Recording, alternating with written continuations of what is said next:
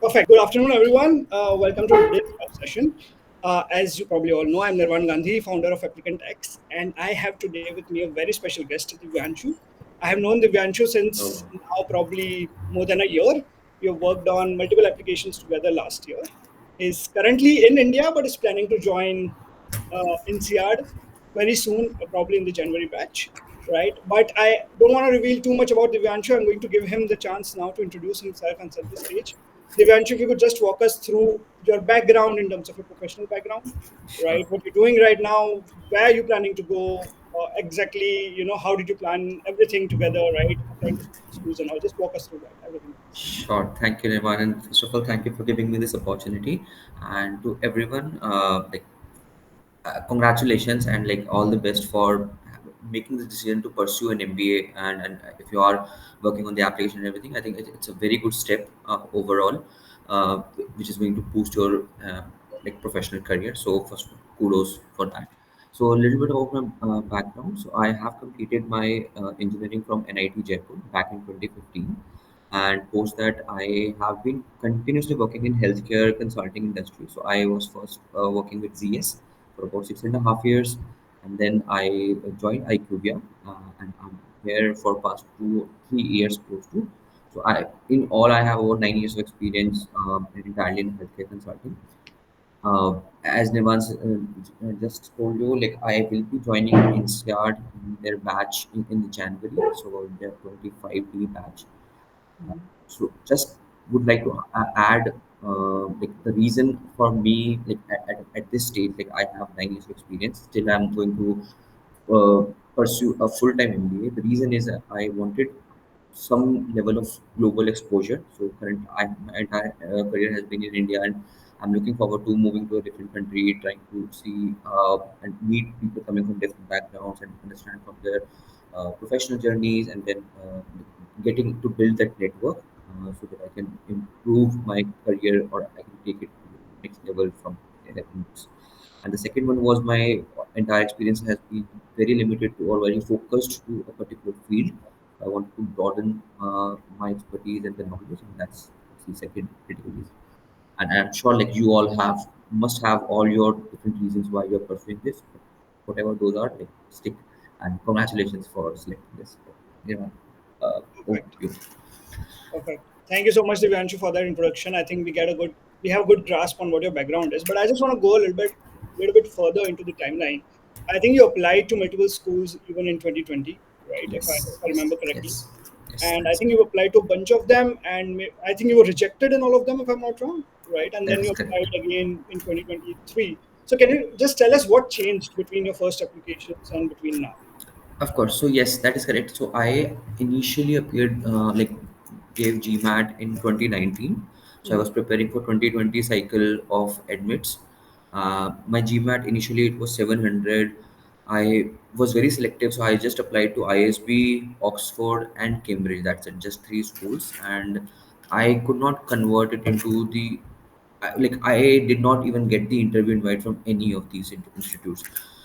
So I think the primary reason was my research on the colleges was not that. First, my GMAT was okay. It was not like explicitly high or something for people coming with an engineering background and male Indian candidates. So the diversity factor is not there. So for that, my GMAT score was just okay. And then I think in terms of applications as well. Uh, uh, Now when I read them back, like it was pretty generic, to be very honest. I had some round of discussions with my seniors, but like overall my goal was very generic, that I want to do consulting. Why I want to do consulting, which particular field, if there's a geography, if there's a company that I have in mind, and what I'm doing to get into that role. There was no flavor of it, to be very honest. And now I'm super surprised, like going back and like in the hindsight, when I look at my applications, those were like pretty like a lot could have been better in those things. So I think those are the two things. Like this time I was more focused on the application. I did my proper due diligence on each of the colleges, and I spoke to students to understand more about what exactly I'm going to do, like in terms of subjects, in terms of electives that I want to pursue. So all of that, and then also I worked on my GMAT and improved it a little bit. So I think both those two things helped. Definitely. I think being specific here really helps in terms of what you Yeah. want to do, why you want to do it, and even in terms of the interest that you showcase to the schools. Ab- Divyanshu, you talked about due diligence with respect to this year's or the last year's application when we applied together. Can you tell us a little bit about the timelines? When did you start your research? How much time did you devote into connecting with people, into the applications? And in specific, terms, I also want to understand why you are targeting these particular schools that you targeted. Sure. So then probably I'll start with the last part, like why I selected these colleges. So shortlisting is something which is very important, like because you have limited time across all, like across all these different colleges, that they have these deadlines.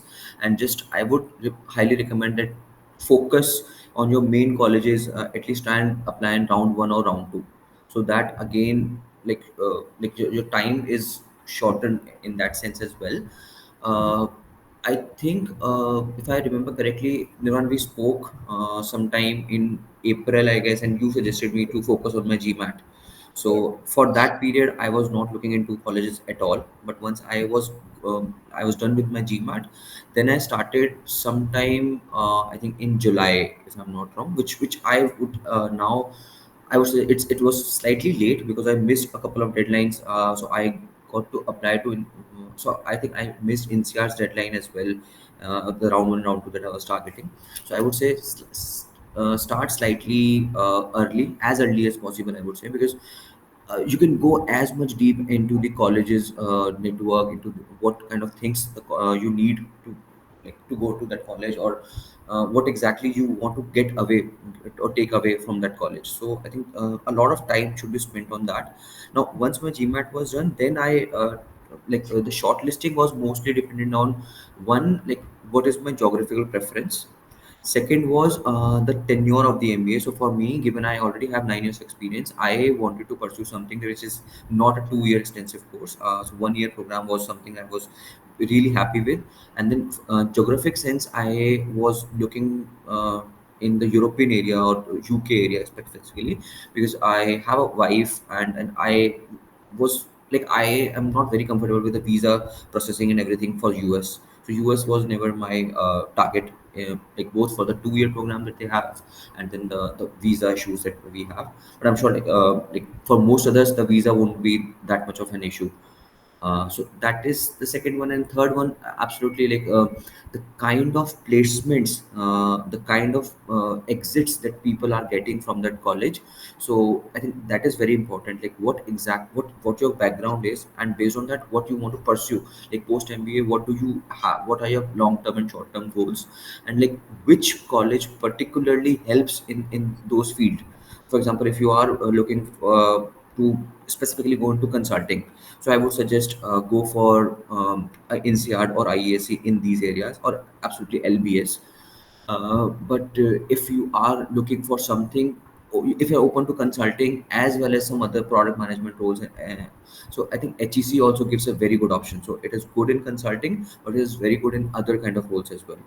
So these are the parameters that you can judge, or that you can select your or shortlist your college. But then absolutely, it's not just about one or two college. You'll have a bunch of list of colleges that you're finally going to apply at, and luckily, if you can get admits to all of them, then you get the chance to choose.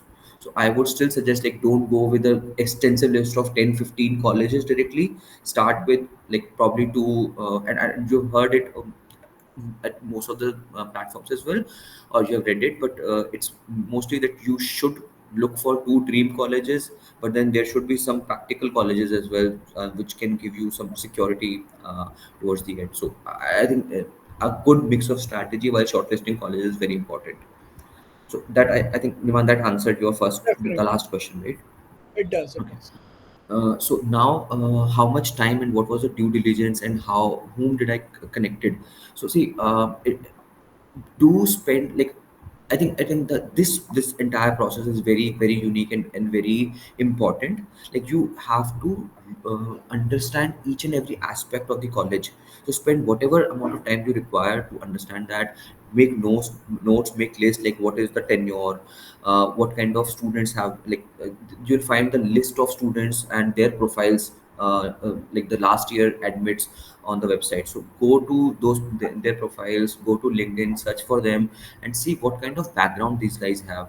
Then what is the diversity criteria, what is the average GMAT, what is the average work ex that this college is requiring. So these are some basic checks that you need to do, even to help you shortlist better.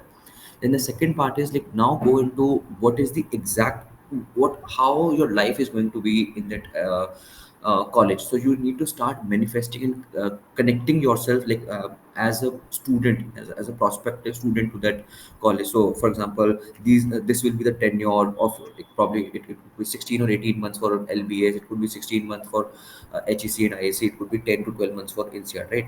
So now you will think about like what will be my what are the core courses that I going to pursue, what are the specific electives that interest you, that are going to help you get your short term goal. Then what are the different student activities that are happening, what are different clubs are there, what kind of then specifically look at the placement report, what are the companies which are hiring in the past 2 3 years. And then now go to LinkedIn and search for people who have recently graduated from this college.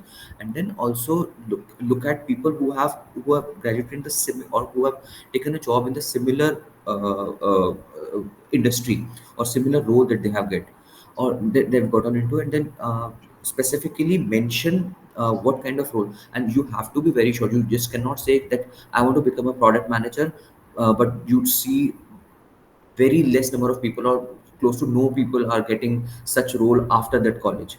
So then it's a disconnect. So whatever role that you are targeting, there should already be people who have already graduated, who have landed into those roles. So that tying up is very important, that you know what you need to achieve, and then the college is already able or has demonstrated capability to uh, help their students achieve the same thing in the previous years. So that tie up is very important. And then speak to different alums and just put them a LinkedIn email message. Or I think college also conducts a lot of these sessions.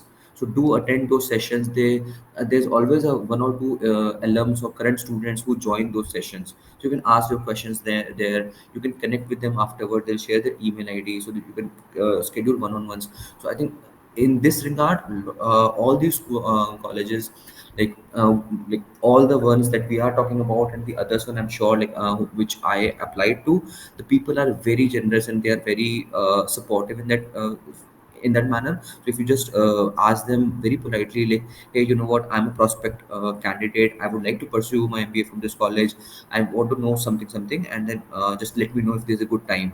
So they do. It could be like 1 week down, 2 week down the line. They could take some time to respond back based on their busy schedule, but they do come back. They seem very happy. They're very interested. They show very much interest in like giving you all the background and their experience. So these people enjoy. So just don't hesitate. I think it's very important that you reach out to people, and specifically reach out to the people who have been landing, who have been doing jobs, who have landed jobs in the industry that you are targeting. So it gives you perspective, and all those perspectives can be built in your application, in your essays. Like, this is based on my discussion with XYZ. I understand that I have this capability. I want to work on XYZ things more so that I can get this job. You can be very specific in your application, and it does help, is that what I would say. How many schools did you apply to, Divyanshu? And what was the uh, result for each one of them? I think it 6 or 7. Seven, yes. So I think I applied to all the UK ones, Oxford, Cambridge, LBS. So I just got interview invite from Oxford, but I did not get through Oxford, and Cambridge and LBS did not ask. Like I did not even got shortlisted to interview. But then rest of the ones are INSEAD, HEC, IESE, and ISB, and I got into all four of them. And with INSEAD, I also got scholarship, but for others, it was just the admit. So yeah. That Got it. And amongst these four schools, I'm sure ranking had a choice to play in the school that you finally selected. But why did you particularly choose NCR? Yes, absolutely. So first, so INSEAD I actually applied just this year in March. So I had my admits from HEC, ISB, and IESE. Now I given I my goal was to get some global perspective. So that's why I chose HEC and IESE over ISB. Mhm. Uh, Now between HEC and ISE, see, ISE is a very great school for consulting. So it's a local powerhouse. If you want to get a job in consulting, and you can speak to a lot of alums, the current alums, and you can see a lot of profiles of students. People are getting a lot of jobs in consulting from IESE. But then if you want to get a mix of flavor of like consulting plus other kind of roles, so I think in that case HEC was a better prospect for me, given I Mhm. already have about 9 to 10 years experience. So that consulting is not exactly the thing that like it's a prospective future option for me, but I still wanted to be open for other kind of roles, and that's why I chose HEC over ISE. But for anyone who is looking specifically to land into a consulting job, I would suggest IEC will be a better choice of option for them. And then second reason, so why I selected INSEAD over these two was the length of program. So HEC and IESE both are 16-month program, while INSEAD was 10-month plus 2-month internship. So overall, it's a 12-month program. Although just again take a note, I think for HEC also they have given some option of they reduced it. They're giving an option to graduate in 12 months now. So it could be again an option if timeline is your constraint. For specifically it was for me, I wanted to spend less amount of time in the college. I just wanted to gain the experience, gain the brand, and like land on a good job afterwards. So that's why NCR and obviously like rankings do play a good role. So I selected these three colleges while applying. So the reason was ranking. Absolutely, there are other good colleges as well, but as I said, like you have to make your ground, like you have to shortlist something. There will be pros and cons, and then you have to prioritize which round you're prioritizing one of your college for which round, and deprioritizing the others that you still want to apply, but then those are not your probably the first priorities. You can apply to them in round two or round three, or like in subsequent rounds. Got it. And if I understand correctly, I think a lot of people, ask me these questions. What happens if you receive multiple edits, even in later rounds? If I remember correctly, you did pay the deposit for some of these schools. I did. So I had to select one. So between IES and HEC, I made a choice, and I put my deposit in HEC because of the XY, the reason that I just told you. And then after that, I got admit from ISB as well. But given and the reason I was waiting, I just did not want to confirm is because my inside application was still pending, and INSEAD was my the top choice, and then the second would have been HEC. That's why I let go of my ISC and ISB admits, because else I would have to submit a non-refundable amount to secure my place. So I had to let those two colleges, and I just had HEC. I had to keep HEC because INSEAD's result was going to come like 3 months afterwards.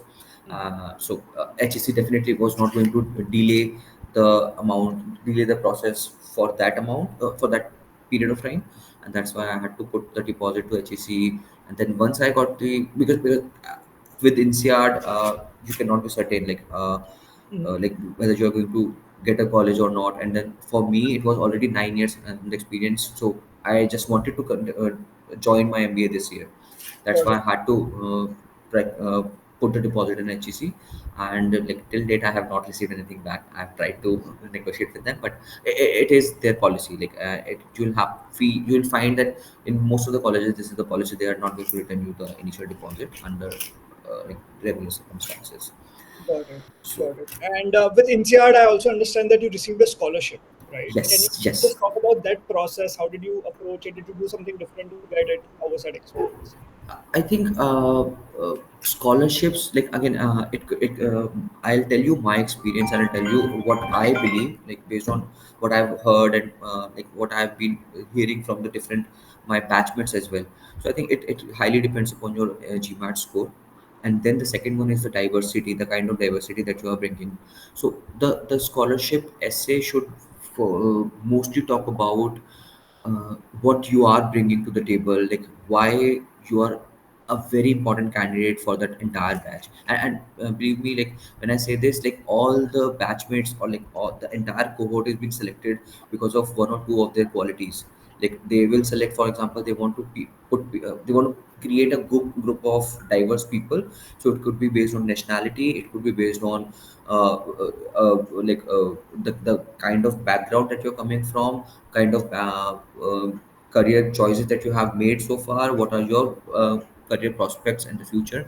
So for example, for me it was GMAT score, and I had healthcare experience, which is kind of it is termed as a, like right now it is slightly unique, I would say. It was healthcare and consulting, so I think that part helped me. But other than that, I think the diversity factor for Indians is very very tricky. So even for females, it's comparatively easier. Like there are a lot of scholarships that are available, especially Forte Fellow. I think that scholarship I've seen, like a lot of my inside batchmates also have they've received the scholarship. But based on my experience, I believe it's mostly on the GMAT and how you uh, in the application you specify why you're important, what unique things you are bringing onto the table, how you have contributed to society already, and what are your future plans, how you will contribute to INSEAD or the INSEAD community. So I think speaking about all those things in that essay and being very crisp about it as well, I think it's very necessary. And then there are different set of scholarships. So one financial aid is one, but then there are other kind of scholarships. So if you are eligible for them, I would recommend, and also school also recommend, like you apply to as many of them as possible, like wherever you are eligible, so that the chances of you securing a scholarship becomes high. And did you negotiate for scholarship at all with INSEAD, or was this? No, I was allotted in the first place. I did negotiate with HEC, Mhm. but like after multiple rounds of because I think I also asked for a deferral at HEC. Probably it was a negative thing because absolutely the strength of my profile in that year versus once I've deferred to the next year. So if they were planning to offer me a scholarship, they just put that on hold to see like what how my profile is going to look like compared to the people in the deferred cohort. So that's Correct. why also my scholarship decision was pending, and in the end I did not get the scholarship at HEC. But I think the negotiation do work if you have multiple admits. In most of the cases I've seen people, they are able to get scholarship based on the other admits that they have. I tried to negotiate based on my ISC admit with HEC and vice versa, but I was unfortunately unsuccessful in that. What I have heard, like how you can, like you have to show some kind of career progression or some kind of improvement in your GMAT score or your candidature from the time of your application to the time when you are negotiating for the scholarship. I think that is very important. If you are showing that progression, then you still have a chance. But if there's no progression, you're just negotiating on admit. I don't think that's the only that thing is gonna work. It should be on your admit. If you have scholarship from other college, then absolutely very nice. You can negotiate on that. And third one would be some kind of progression you have to show, some improvement in your candidature. I think and it helps. Got it. Got it. So we have a question here. I'm just going to quickly reference this. Yeah. So Ayushi, it's essentially, I believe what Divyanshu is talking about in terms of different scholarships is a Forte scholarship. I think one that you also applied to, if I'm not wrong, Ayushi. And there are multiple scholarships listed on the school's website, and Yes. you have to check whether you are eligible for that or not. I am Divyanshu. Did you apply to any external scholarships apart from the I one from the school? I did not, but for example, France government offers a lot of scholarships, but particularly I was not eligible because of my age. I think they like there's a strict criteria of age 29 or below in a couple of scholarships. Hmm. So if you are eligible, then I have seen people applying to external scholarships. They have received scholarship, but in the end, I think you have to disclose that scholarship to the college as well, and then I believe your overall chances of like INSEAD is only going to offer you scholarship if you don't have scholarship from any other institute or like any other education institution. But in sometimes I've seen people, like in very rare chance cases, I've seen people having two scholarships and they can combine it all together. But most of the cases I've seen, like whatever higher scholarship that you have, you keep that one, and then you have to let go of the other one. If there is a strict rule of that, you cannot, if you have other scholarship, do let us know. And if you are letting them know, then your chances of securing that scholarship are like Go from. lower. Got it. Got it. So, Divyanshu, I'm going to change track a little bit here. I wanted to discuss essays also, right? But given that we are approaching now R1 deadlines and R2 is about to come up, a lot of people are actually preparing for interviews, right? And I want to just hit that first before we get into essays. Sure. So, I think you've given 5 or 6 interviews, if I'm not wrong, for multiple Yeah, schools yeah. last year. Fine. First, let's start with any generic advice that you have, and then I can hit upon individual notes for some of these schools. Yes, yes, absolutely. So the notes that I spoke to you about when you are doing the due diligence of the college, now is the time when it's going to come in handy. Like you have to be on top of each, like every aspect of the school. Like what are the different, like probably there is a summer internship that is there, or there is a capstone project that is there, or there is some different kind of thing that is happening in this college which is unique to that college. So you have to keep all those things in mind, and then do prepare all those general, see in some colleges the admission officers are going to take your interview. In others the previous alums are going to take your interviews.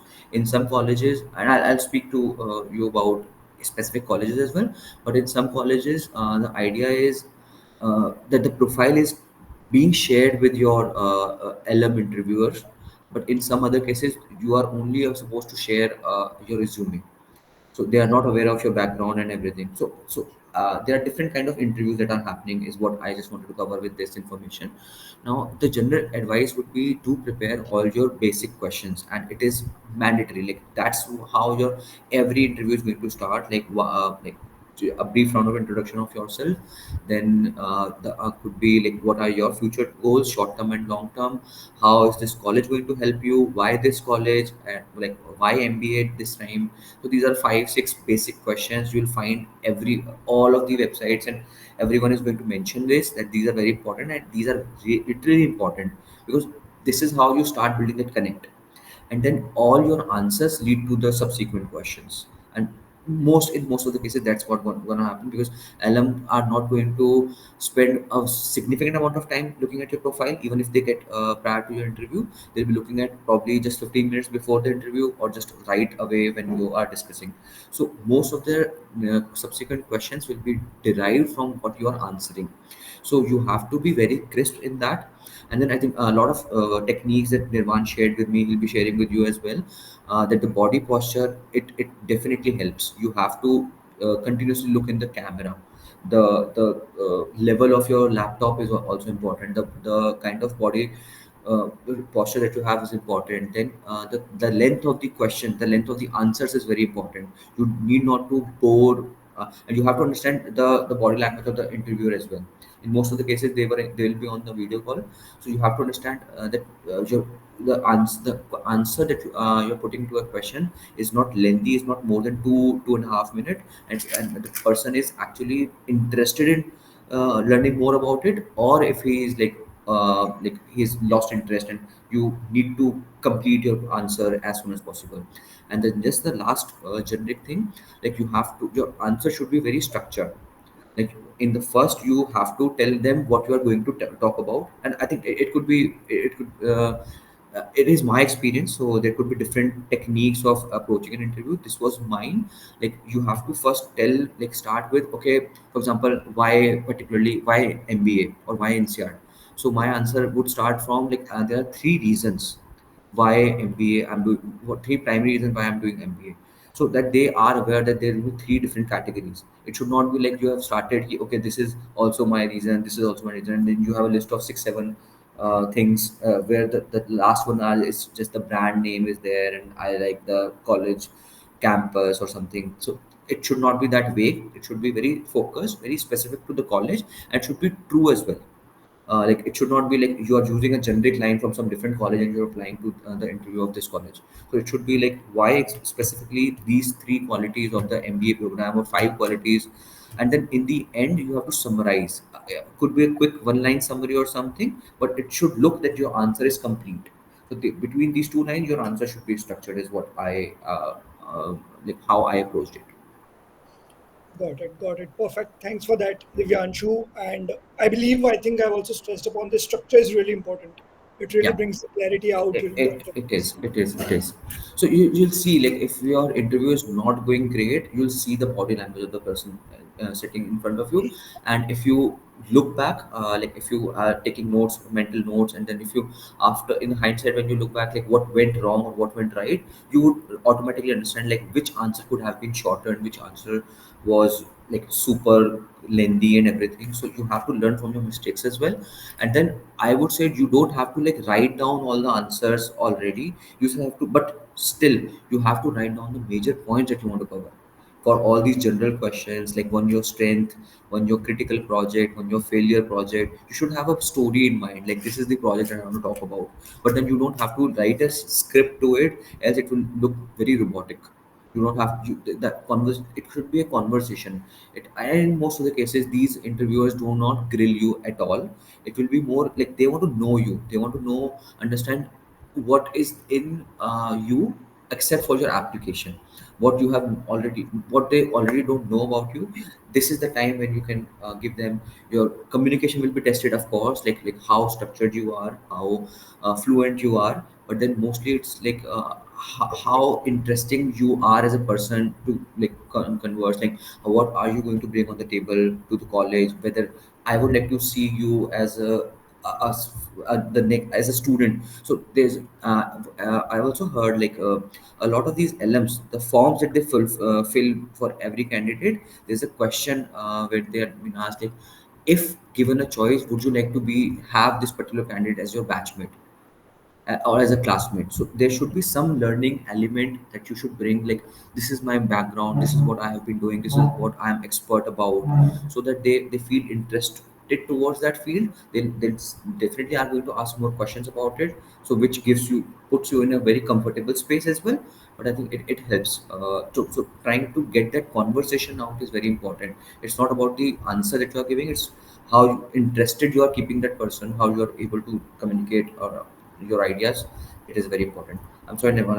I just looked at time. Sorry for stretching. That's fine. It's totally okay. I think these detailed answers are really helpful as well, Divyanshu. One final question as far as the interview advice is concerned for all these schools. How much time did you devote to interview prep? Did you start right after you submitted, or did you wait for the interview particular? See, for ins, I waited because you're in middle of multiple applications. So for few, you'll get the results earlier. So you already are preparing in for interview for at least one of the college. So it's not that you'll be starting from scratch for each and every college. You'll have some basic things already prepared. But I started preparing for the interview only after I received the admit. Okay. Generally, in these for INSEAD and HEC, I remember there's this you have to schedule your interview with the LMs. So that gives you some time, so you can ask them, ask their availability, and then they'll share one or two slots, and then you can probably pick a later on slot. Doesn't matter if you're taking an interview earlier or you're taking an interview late. Doesn't matter. So that's where you can give yourself some time. But I started generally late after receiving my admit. Because Got it. you're in middle of writing application for other colleges as well, so you won't get a lot of time. Got it. Got it. So totally depends in terms of your workload or what you're doing Yes, right now and yes, wait. absolutely. Right. Yeah, yeah. Perfect. So Divyanshu, let's now deep dive into some of these individual schools. Okay, we'll start first with INSEAD, and I want to discuss the interview first, and then maybe a little bit about the application as well. Is there anything specific you did for INSEAD's interview preparation, or any specific advice you want to give out for INSEAD as such? So INSEAD interviews are like LMs. LMs to take the interview, you have to submit your application form and resume to LMs, and then they'll read through it. And like the interview was very uh, there was not a significant difference, to be very honest. In the interview, it was, as I told you, like all these five questions were there. They wanted to understand my experience, why, and specifically in my case it was very peculiar case. Like after 9 years of experience, having healthcare background, and even if you look at my future goals, I still want to pursue my career in healthcare. So a lot of questions regarding this came, like why, which are already doing good in the healthcare industry. You have a lot of connections. Why don't you get a job directly? Why do you need an MBA? Why do you want to put this much of investment? What is stopping you directly? So I anticipated all those questions. I had answers prepared, but these could be some some specific questions to your career trajectory that could be there. Then in my so there was a question regarding my extracurricular as well. So I have done good amount of work with in animal welfare. So it was a unique, interesting topic. So in at least three of my all interviews, this topic was brought up, actively pursued by the interviewers. Like what exactly I have been doing, how is my uh, how I have contributed, what change I'm trying to bring. So if there's an interesting part in your application, do ensure, which is a unique thing as well. So it's going to help your application as well, and then do expect a lot of questions coming from that. But other than that, there was no case round or anything, because I read somewhere people were speaking about that there could be a case round if you are going, if you're planning to pursue a career in consulting and anything. But it was nothing like that. It was morely around these general questions. Then there was a conversation happening. Then in the end, you are asked to ask two questions or one question, whatever you have. So I think that's very important. So that's where you hit a good connect to, while you are parting ways, while you're ending the conversation. If you can ask a very good question where the LM is able to connect with you, I think it's going to give them, they're going to remember you for, when they are going to fill the form for you. So I think that asking that question should be very important. So I would suggest go understand the profile of your alumni, like what how their career has been and what exactly they can guide you. For example, my both the alums were, one was 28 2008 batch, one was 2009 batch. So I think the common question I could find was that right now there is a good recession that is going on, and I think these guys have been in that time of Great Depression of 2009. For strict test. So exactly. So I was able to ask them questions like, how did your batch manage to get out of it? What are your tips? So I think that and it was the same question that I asked to both of them, and they both responded very politely, and they were able to share a lot of stories of their batchmates, how they were like, it was challenging in the initial years, but and they also helped me understand like how the value of MBA can be driven, can will come in a long term scenario. So just don't expect like right after your MBA, if you're not getting a good job or decent job, then it was a waste of money, waste of time, effort, and everything. MBA is a long term game. So a lot of that kind of insights you can get. How is the life in the college? The questions could be there. So could be around that. So I think that that was the overall interview experience, specifically in for INSEAD. In the one you remember, like I was not able to convince my interviewer, and it was about my future goal, because they said like what I am doing and what I want to do is very much similar, so I don't probably need an MBA. So I had to send an email after my interview ended. In a day or two, I had to reply with a convincing email again to the interviewer, like this is why I really want an MBA. So it was a unique kind of situation, but yeah, people are they are polite. Like she knew that I was not able to convince herself her in that dedicated time, so she gave me time. She herself suggested, okay, take your time, take one day, get back to me over an email. I'll not fill your form till then, so just get back to me and then I'll fill your form. So they are very polite, they are very helpful in that say.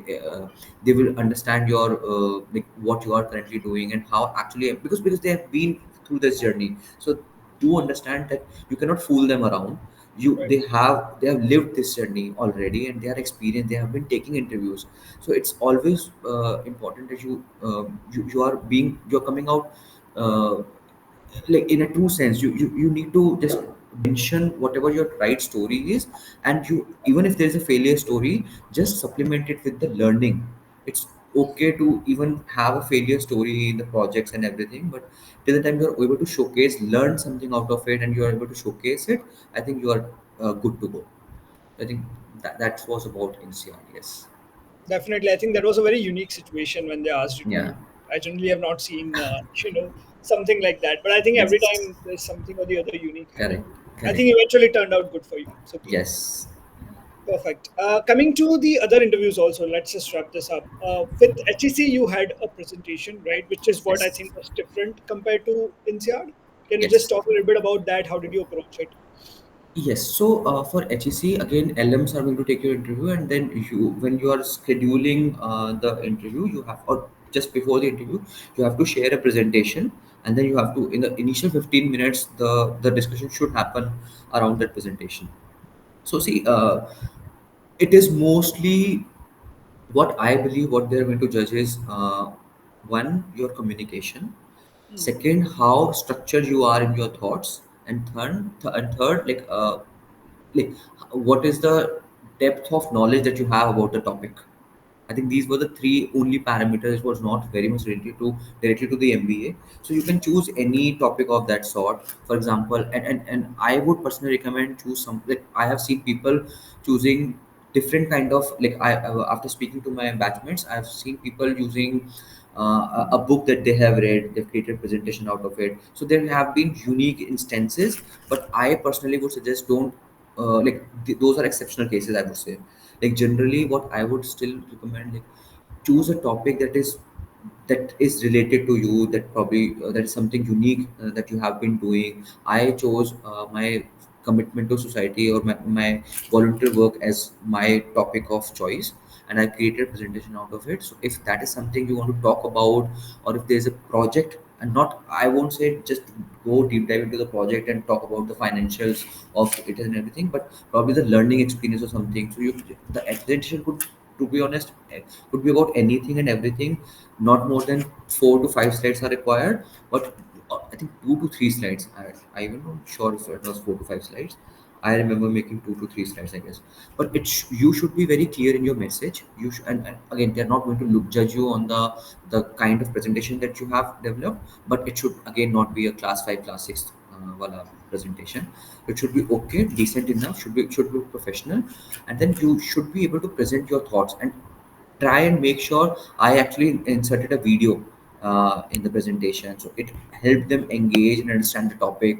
So be creative around it, but I would personally recommend keep it somewhere, something that is close to your journey, or something related directly to you, and not some random topic. Like I've seen people giving presentation on cricket as well, and couple of them got selected, but again, you don't have to like risk in that sense, Doing that. in that manner. Yeah.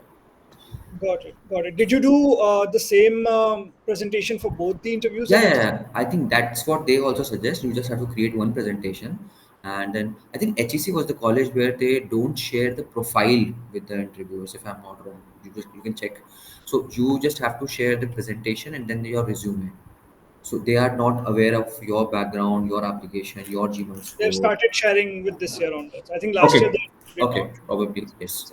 So yeah. Uh, so yeah. I think again, HEC interviews were also very conversational. So just try and get into that conversation mode. You don't have to be look nervous. You don't. Your answer should not be nervous. Should be like, this is the conversation that I'm having. Just look up to them as a mentor who has good amount of knowledge in what you are going to pursue. Just whatever insight that you can gain them, whatever you can tell about them, think of it as a communication, as a conversation between a mentor and a mentee. I would say that Did way. you approach the preparation of the interview of the HSCV interview separately compared to INSEAD? I mean, is there anything different that you did apart from the Uh, presentation? Of course? I no. So the common questions are same, and it's just that what are the specialities of INSEAD were different from HEC, and why HEC is different. But the reason I'm pursuing the MBA, and I specifically would like to mention to talk about this location, the city. I think Okay. it's very important, like when you are answering why this particular institute. So, for example, if it's HEC and INSEAD, talk about Paris, because the closest city is Paris. If you're talking about IESE, speak about Barcelona, like the cultural diversity that the city bring, what interests you about the city. So I think that helps giving a personalized kind of a notion that you have done your research and you are actually interested in moving to that city. So I think it helps, but nothing very different between the two. It's just take no go through the HEC institute specific things, the subjects, if you want to talk about them, like why in IHEC and everything. So that could be the different part of it. Perfect, perfect. Thanks. Thanks, Rishabh. You can drop off, guys. I know we are a little over time. I'm going to take probably It's another so 10 minutes. Divyanshu, if you're okay sure. with Yeah, yeah, yeah, please. then we can wrap it up. But guys, feel free to drop. As I mentioned, in any case, you'll have the recording of this in the portal itself, right? So you can log in again and Yeah. check the rest of Um, my conversation. just give me 10 seconds. I'll just get my charger. No worries. Take your time.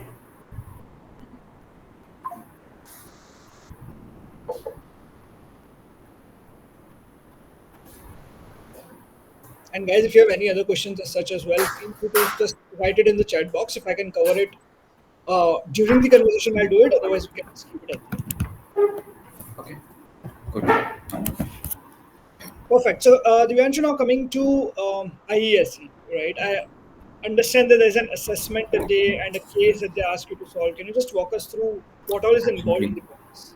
Absolutely. So I think it's not compulsory. Like a few folks do get the invite, others do not. So it won't make a significant difference in terms of your application. But if you are getting an invite, I would strongly recommend that do attend it.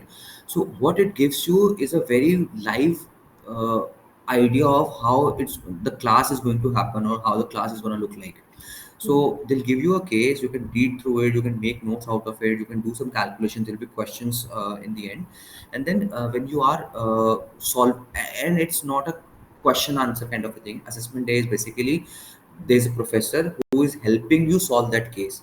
And they said that that's the exact thing that's going to happen even in the ISE. And you've heard of it in the ISE is a very case specific school, so most of their studies are going to be around cases. They solve what 500 600 cases throughout the year and everything. So it actually gives you a glimpse of how the regular day is going to look like. Now once you have entered, the professor is going to tell you briefly about what is the case, what is the context and everything. You can ask questions. They also sometimes ask a couple of people question if you are raising hand and everything. And then you are allotted a breakout room. Now within that breakout room, you actually, based on what your homework, and between this group, and in all the groups there is one moderator as well from IEC. So I think the group was what 8 to 10 people, if I'm not wrong. So in the and it happens like for each section of the case, you are moved to the the group out room. Then you discuss, then you come back, then you again go back. I think it was a couple of times that it happened. So basically, you get to first introduce in the first setting when you are in the breakout room. You can introduce yourself, you can understand your other people, and then you start discussing the question. And then you like based on everyone's suggestion, someone can volunteer and make notes of like this is what we are going to present. And then once you are back to the main area, the professor is going to ask each group to present their findings or their thought process on each question, each of the questions. And then there could be one presenter from your group, a representative. So it's very much inclusive kind of a thing. I would suggest be very, try to be involved, try to participate, because there is a moderator in breakout as well. And then the main room, in main room, you getting a chance to speak is very rare, because if unless and until you are the representative of the group. But in the breakout room is the chance where you actually get to interact and submit your suggestions and everything. So I think it's very important that you participate as a moderator. I believe they must be taking notes of like who is involved, showing the involvement and everything. But like in the end, I thought like assessment day, do they should be taking it into consideration, but it should not be the direct. It won't decide whether you get into the college or not. So it won't be the deal breaker, is what I believe. Got it. And there's an interview after that as well, right? Yeah, yeah, yeah, there's an interview. It's with admission officer. There's just one interview, and again, it was very conversational with the Got ESC it. as well. Got it. And if I understand correctly, you're saying not everyone gets an invite for assessment day, but that doesn't really mean Yes, whether you get an yes, invite or not. yes. Like in my case, as I've seen, most of the people got the invite. There were just few who didn't get the invite. Mhm. But I believe just take that opportunity. It's very good. Like you will get to understand whether you are comfortable in speaking in that group setting, and how your classes are going to look like. So I think it's very important in that sense. So I would urge, if you get the invite, to attend. Then I Got it. think it becomes compulsory. If you have got the invite, I think it is compulsory then. Got it. And any particular pointers on ISB's interview experience? Yes. So ISB, it's the difference is that it's a in-person interview. Mhm. So you will be called to whatever location that you have selected, and you'll be asked to wait for the time. And then there's a panel. So in my case, there were two people who are ISB alums and who were super seniors, I would say. Uh, but I have seen people, the interview length was around 30 to 45 minutes as well. For me, it was, for some reason, it was just 10 to 15 minutes. And then when I told you about that, and you were consoling me like it won't matter, but yeah, it was just 10 to 15 minutes for me, and it was mostly around my background, and again the same kind of questions, like why MBA right now. And in ISB I was a like I was again applying to it the second time, so I was a re-applicant. So they had a question around why applying it now, what went wrong earlier, how have you improved. So few questions around that were there. But I think they make you comfortable in that area. But like again, you will feel some kind of pressure because there will be a lot of people. Do prepare your formals. There will be a lot of people sitting in that room. Each and everyone will be called upon, and like they'll come out. They'll take you to the interviewing room, one of the panelists, and then you're asked to sit in front of two three people. And then so it's definitely different to the experience that you'll see in the online interviews in the other colleges. But again, it's enriching. Similar kind of conversation can happen, and I would say just try and share and gain as much as insights as you can. Got it. So we have a question. I'll just take it right now. How different was your application experience in HEC and NCR? You touched upon it a little bit, but would love to know if you found anything very different in both these schools, starting from application to getting the admit. So see, INSEAD I would say is one of the longest application that I came across. There are 9, 10, 11, if not, questions. And I think for both the colleges, I would say the one theme that you should keep in mind is showcase your international experience. Even if you have not personally traveled to international locations, but try to give that perspective from your current experience. Like probably you are working with different sort of clients from different geographical areas, or your teammates are from different areas. So I think bring that flavor in both of these colleges, because there is a specific question about international experience. I think if not in NCR, I think it's there in HEC. It's an NCR as Then well. Yes. yes, then in HEC, I think there are a couple of unique questions. Like at least it was last year. Ki tell us some personality whom you are inspired from. So there are Correct. just two, three questions on basic short-term, long-term goal, and your motivation and everything, your stories. But then others are quite unique Mhm. for HEC. So I would say it's a different process for both. INSEAD is more about what what about your personality. So they'll ask you like how your like what are the key highlights of your personality, how it has come to what you are currently, how it's going to change, what are your. I think they have this alternate scenario as well. If you don't get into INSEAD, if you uh, continue in your current organization, what will be your next role? So I would suggest, see, the common theme will be to showcase whatever you are writing. There should be a structured way to do that. It should be crisp. You should not be repeating a lot of information again and again. And then you should be very focused about it. So if you are talking about your goals, you have to be very specific to like this is the company and this is the role that I want to pursue. And then there could be two, three companies. There could be two, three geographies. That's absolutely normal. But it should not be like I want to be a product manager. Now what field, what industry, there's nothing that you have spoken about. So that should not be the case. In terms of I think yeah. Other than that, it's the difference is INSEAD is super lengthy, so you just spare out a lot of time for INSEAD. It's one of the trickier application as well. Like all questions are different, and like I would say INSEAD is a tough application compared to HEC. HEC brings unique perspective. You get to talk different things other than your application. So that was a nice part of HEC. So So they for want to know, INSEAD, yeah. Divyanshu specifically, given that it's too lengthy, right? There are, I think, more than Mhm. 12 questions, if I'm not Yeah. wrong. Did you do something, or did you have a focus in mind in terms of these are the qualities I want to showcase, or I want to focus more on this particular factor? How did you maintain the cohesiveness across your application? Yes, so that I think in that case Nirvan helped me a lot. But even when you are approaching whatever application you are approaching, just write down all the questions in one page, and then start putting down the story, like what you want to tell in this story. So that it should not be, so that's how you maintain that cohesiveness. Like if you're talking about a strength, then it is a strength throughout your application. It should not become a weakness in some other question, right? And even if there is a question about strength and weakness, don't start talking about like this is what I'm good at, this is what I'm good at. It should be more about one or two strength, one or two weaknesses, and then you should supplement it with examples.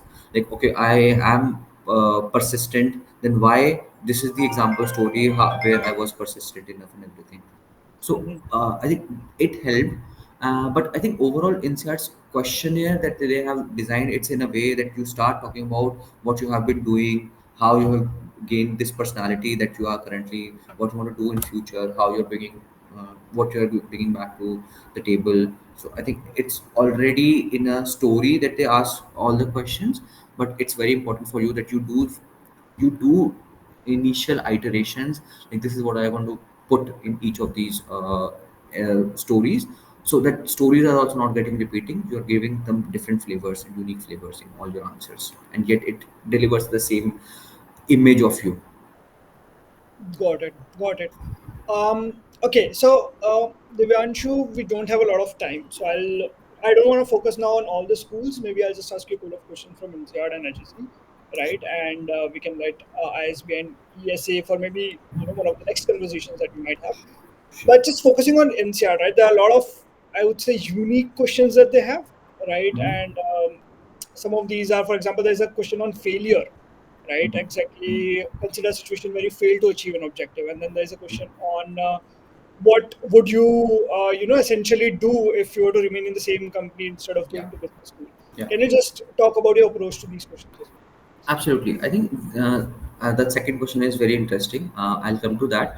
But the first one, the weakness, be very open about whatever it is, because and till the time you're able to accept your weakness and you're saying like where you have to provide them. Just one failure is good enough. One weakness is good enough. So you can probably take a project where you show the failure, and the weakness could be linked with the weakness in the some different essay where they're asking you for the weakness. So you can probably connect that, and now the failure should be, so you can give them the context, but it should not be super lengthy story.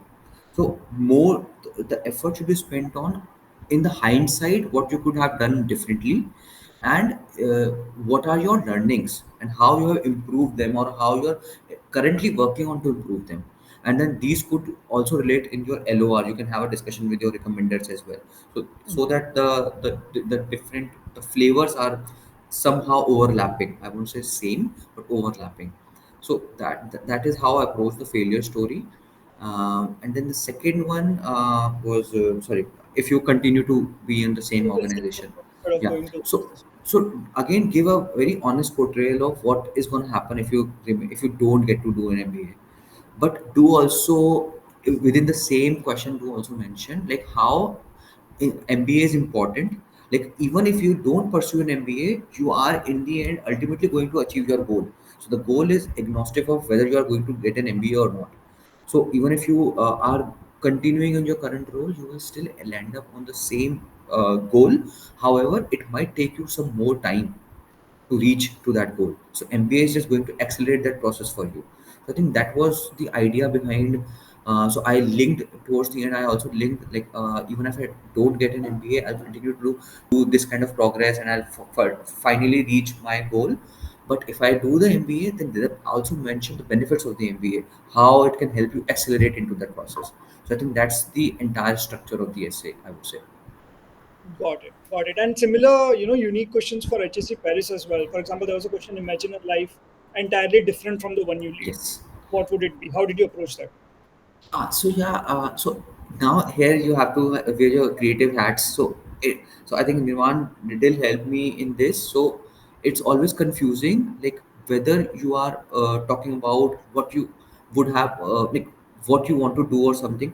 It should be, I think, ideally it should be like what you're currently doing. It should have been a completely alternate path, and Mhm. which could be something that you, um, in your real life, this is some passion that you want to have pursued, but for some xyz reason you could not pursue, but you still have a good amount of interest in that. So for example, I mentioned cricket.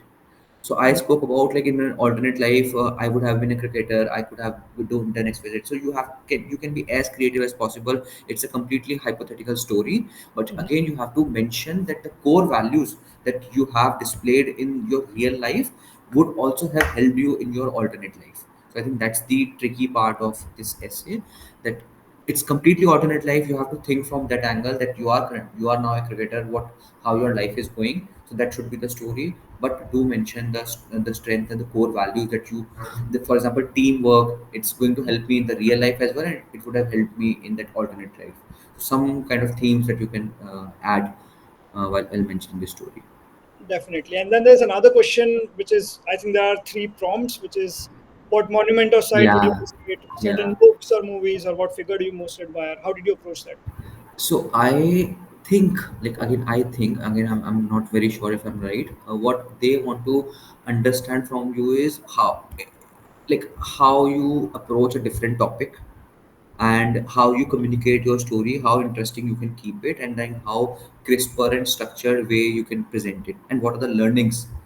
So in every question, say, let it be whichever college, Mhm. whatever story that you are putting up, you have to give a learning statement towards the end, or you have to summarize what you learned. What is your takeaway from that? So even in this, you can talk about, like for example, in my case, I told about the inspirational figure. Something that there was one prompt about that. So I mentioned one of my. So I mentioned APJ Abdul Kalam. So it's again a completely different thing, but I spoke about his life journey, and then I tried to relate how I feel it is connected in some manner, how what he achieved, and then compare it to what I would like to achieve. So something on those lines you can create, but again, it's very creative. There's no true and false. There's no one or zero in this. It's a gray area. You have to be very structured, and then you have to mention like what are your learnings and how you are able to present your story out of it. Perfect. Perfect. Thank you so much for that, Divyanshu. Finally, just to wrap it up, I want to understand from you, how excited are you, first of all, about going to INSEAD? And also, on a slightly different note, how worried are you also, given the economic situation right now? Are you worried about the job situation or the economic situation right now while you're traveling? Absolutely worried. So no, excited, yes, because it's going to be a completely different experience. Like I got a chance to meet a lot of my colleagues as well. So it's very inspiring to see people coming from completely different backgrounds you won't imagine, and they have done a lot in their lives, and they aspire to do a lot in their lives. So there's a lot of things to learn from them, and then especially in the European college, the cohort is super diverse. So right now we have what 60, 70 countries already. So we have a WhatsApp group, and then each country we have a group for each country. So I can see like 60, 70 different countries mentioned there. So it's always enriching. People are sharing the photos. They're making pre-MBA plans. They're making post-MBA plans, trips already. So it's very inspiring, and it's very exciting. And it's definitely going to be a super exciting journey whatsoever the last outcome is. So yes, super excited on that front. Now the worry part is actually true, but I believe it's true for all the industries, like and for all the colleges, not specific to anyone. So the economic situation is not that great, and all of us are aware of that. A lot of ex-students, lot of just current recent graduates are struggling to land a job, and it's the same story. Even if you take Harvard or Stanford, or if you take some other college as well. So it's a completely same story. It and I would just help you. Like I'll just share my piece of advice. Like MBA is a long-term game. So do not judge it based on the first job that you're going to take. I know it's very pressurizing because of the education loan and the investment, the time and the financial investment that it comes with. But I think the main part is to one, enjoy that journey. Second, once you have taken a decision, you have to you have to live with that. So there's no looking back. Just live that journey. Uh, Enjoy that entire period. Make friends, make connections. It's very important because this network is going to help you. They're not going to tell you a lot of different concepts or something. Like, it's not a mechanical engineering where you learn about engines and everything and then you're going to deploy it directly. It's about general guidance that they'll provide you framework, but more or less it's about the experience and it's about the network. So I think having living to its full potential, being slightly, I would say, overcome your shyness and be open to having different kind of conversations, be open to diversity is very important. And then in the end, try hard. Like, will have to work, all of us will have to work hard. I'm not sure like next year it's going to improve or not, and what's into the scenario in the subsequent year. But I think we'll have to work hard, and where what network we have created, it's going to help us land a job. Eventually you'll get a very good career after getting into getting out of any of these colleges. You are going to get a very good career. It's just about how you're able to make good use of your experience, of that 1 year or 1.5 year, whatever the time is. Got it. Thank you so much, Divyanshu. I think we have a question here. Guys, if you have any other questions, please drop in right now. We'll not take a lot of Divyanshu's time now, another 2 minutes max. So the question is, how did you navigate your journey for financing the MBA? Any insights on that? See, it's very specific, I would say. Like, I've seen a lot of people who are sponsored. I've seen people who are whose MBA is being financed by their parents. But in my case, it's entirely based on loan. And I would suggest, like, it's overwhelming. Absolutely, taking a loan of 1 crore and then living by it, and then having all these economic challenges that we are listening to. So it's very overwhelming as well. But again, trust your decision, trust your journey, and trust that in the longer run you will be able to get very good financial outcomes of it. So 1 or 2 years can be slightly challenging, but the thing is that, and if you're looking for specific guidance on the, like, where did I finance it, so there are a lot of institutions, Indian institutions. There are uh, like international institutions which are happily like providing loans, non-collateral loans, and everything. So you will have to make that commitment. See, there's nothing that you can do about it. It's very good if you can get some scholarship out of it. So just focus on your scholarship essays, if that's the issue. But I would say, like, just trust your decision. In the end, you'll going to get a good amount of ROI out of this investment. It could be directly right after the MBA for some people. It could be 5 years down the line for others. That's the only difference. That's a great piece of advice right there, Divyanshu. But thank you so much for taking the time out and sharing your journey with us. I'm sure everyone has received some great insights today, right? But everyone, please feel free to watch this recording again, right? And if you have any other questions, feel free to reach out to me and I can help you out. But thank you so much, Divyanshu, for taking the time out, and I You, really wish you all the best with your journey with INSEAD in the future. thank you very much, and thank you everyone who are listening to this. So I would say, like, all the best and congratulations for making this decision. And there's no wrong choice here. Like, it's always, you have to support your decision. You have to just take very informed, strategic decision, and then you have to stand by it. I think that's the overall idea. But thank you. Perfect. All Thank you, right, Divyanshu. thank Thank you. you. All right, Bye. everyone. I'm stopping the recording and ending the call now. Thanks, everyone. Take care. Thank you.